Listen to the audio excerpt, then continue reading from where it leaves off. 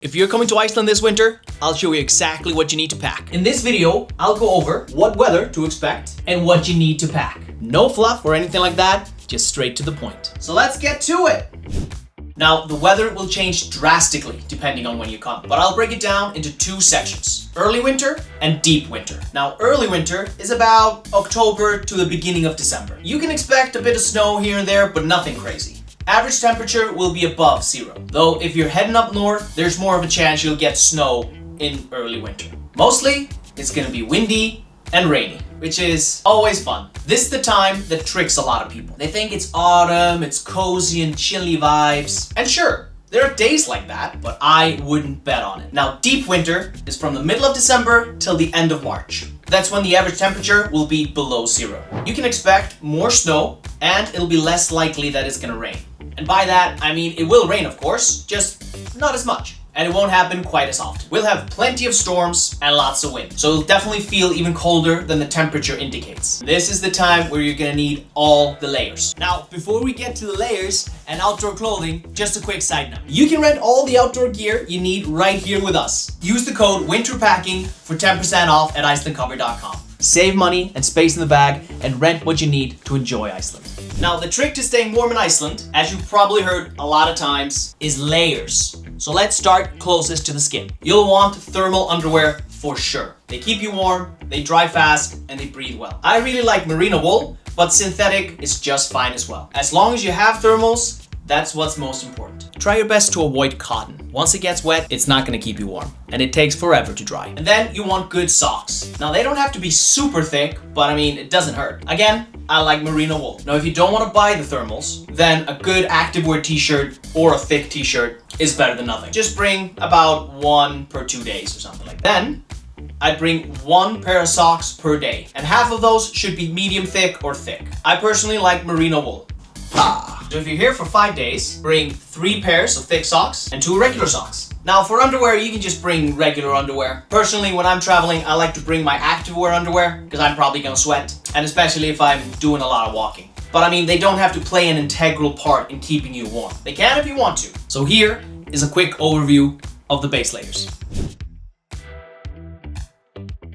Now, for mid layers, you want to wear maybe a fleece sweater or a wool sweater, or maybe a thin down jacket. The goal of the mid layer is to be breathable and keep you warm. If you're here for 5 days or less, a single fleece will be just fine. But if you're staying longer, then maybe bring 2. I'd only bring 1 personally. And listen, if you want to be 3, that's totally fine with me. Now, those are the ideal mid layers. What if you don't own them and you don't want to buy them? Well, then I'd recommend a sweater or a hoodie, preferably from a sports brand. What you want to try and make sure of is that they can breathe well, which is why I recommend a hoodie or a sweater from a sports brand. Now, those are not the ideal mid layers, but in my experience, they'll do just fine. And what you could also do is, if you're really prone to cold, is that you can put the light down jacket on top of the fleece. So you'll be wearing base layers, fleece, a light down jacket, and then an outer layer. Now, personally, that's a bit overkill. The weather would have to be super bad for me to wear all of that. But that ties into the outer layers. More on that in a moment. For the legs, I'd wear fleece pants,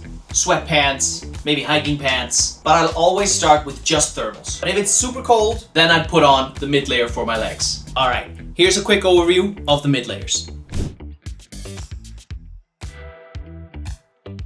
And now for the most important part, the outer layers. For the upper body, there are a few options for the winter. You've got the parka, the shell, and the puffer jacket. Let's start with the puffer jacket. Now, the benefit of the puffer jacket is that it's very warm. And sometimes, most of the times, it's windproof as well. I would not recommend bringing it as your main coat because the puffer jackets are usually not highly water resistant. If you think yours is, definitely double check. Now, they're great for the cold, but you want something that can handle a lot of water as well. And if the puffer jacket gets wet, it takes a very long time to dry. And if you want to bring the puffer jacket as your main coat, then you should put a shell on top of it. And that's fantastic for flexibility. That's just a lot of stuff in the bag. And for those reasons, we don't rent out. Now, the shell is a very versatile garment. It's breathable, highly water resistant, and windproof, but it's not warm at all. Which is why if you're going to use the shell as your main item of outdoor clothing, you'll have to wear good layers underneath, and lots of them. I would personally not recommend using the shell as your main outdoor piece of clothing, especially in deep winter. In early winter, yeah, a little bit better. Now, the winter parka is windproof, highly water resistant, and very warm. In my humble opinion, it is the best garment for Iceland in the winter. Handle the cold, it can handle the wind, and it can handle the rain. You're not gonna need to wear as many layers as you normally would. Personally, I'll start off with just thermals and then just seeing how the day goes. Most of the time, that's enough for me, but I do run hot, so maybe throw in a mid layer in there if needed. And if you do end up needing all the layers underneath the winter parka, you're gonna be very glad that you're wearing it. Now, all of our parkas are rated for extreme conditions, for example, so they'll keep you warm for sure. Now, I see a lot of people coming to Iceland in the winter and they're just wearing jeans, or they're wearing like 3 layers of pants. The issue is, what if they get wet? And just because you're wearing 3 layers of pants doesn't mean that they're windproof. You want outdoor pants that protect you from the rain, the wind, and the cold. Like these ones. Woo! It's a lot.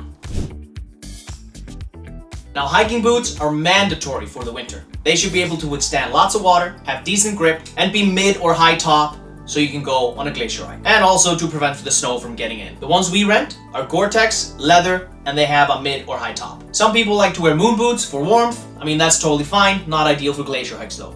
And no grip. Some trail shoes will also be alright, but most of the time they tend to breathe a bit too well, so you'll probably get cold real fast. And it's sort of inevitable that your toes are gonna get cold, which is why it's important that you wear good socks. Now here's a quick overview of the outer layers. Now, just a side note, I would probably just wear these on the plane because these take so much space in the bag.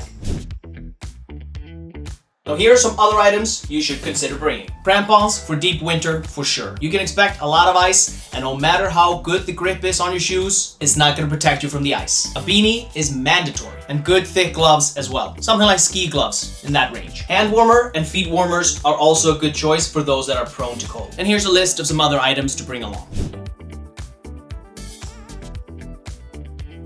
Now, what you could do is you could just rent the outdoor clothes and bring a carry-on instead.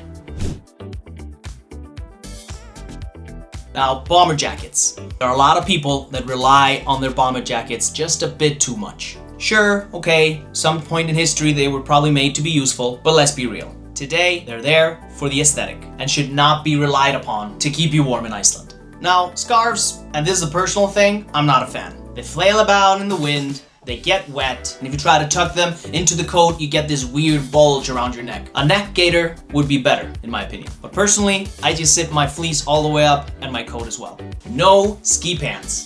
The reason for this is because the ski pants are just a little bit too much when you start walking around. If you're very prone to cold, then alright, you do you. But I would always just personally wear thermals, sweatpants, and outdoor pants on top of that. And that's everything. Now, I hope you have a better understanding of what you need to stay warm in Iceland. You can rent all the heavy-duty outdoor clothing right here with us at icelandcover.com. Use the code WINTERPACKING for 10% off. But that's it for this video. I'll see you in the next one.